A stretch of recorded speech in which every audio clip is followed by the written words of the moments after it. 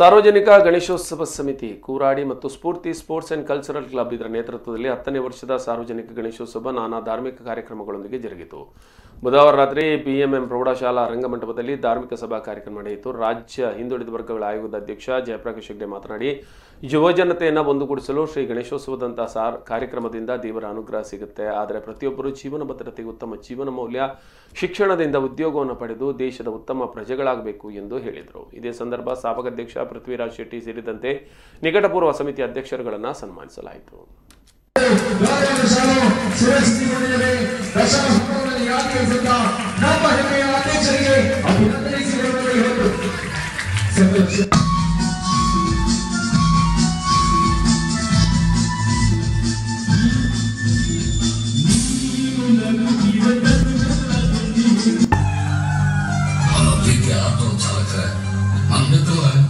Photo ಆಟೋದಲ್ಲಿತ್ತು. ಇಡೀ ಕರ್ನಾಟಕ ತುಂಬಾ ಓಡಾಡಿಸ್ತಾರ. ದಿನನಿತ್ಯ ಒಂದಲ್ಲ ಒಂದು ರೀತಿ ನನ್ನನ್ನು 7 ಕೋಟಿ ಕನ್ನಡಿಗರಿಗೆ ನೆನಪು ಮಾಡಿಕೊಡ್ತಿರೋ ಕಾರ್ಯಕ್ರಮ ಮುಂದುವರಿಸಿಕೊಂಡಿದ್ದೇವೆ.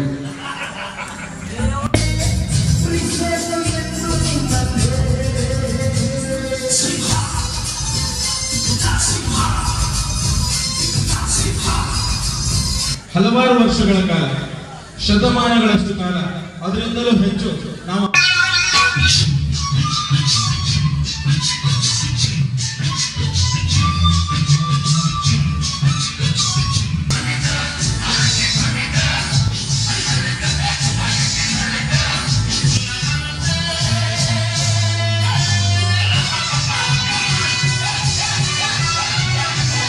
ನೀವು ಶಿಕ್ಷಣ ಮುಗಿದ ನಂತರ ಏನಾಗಬೇಕು ಅಂತ ಆಲೋಚನೆ ಮಾಡಿದ್ರೆ ಆಗುವುದೇ ಇಲ್ಲ.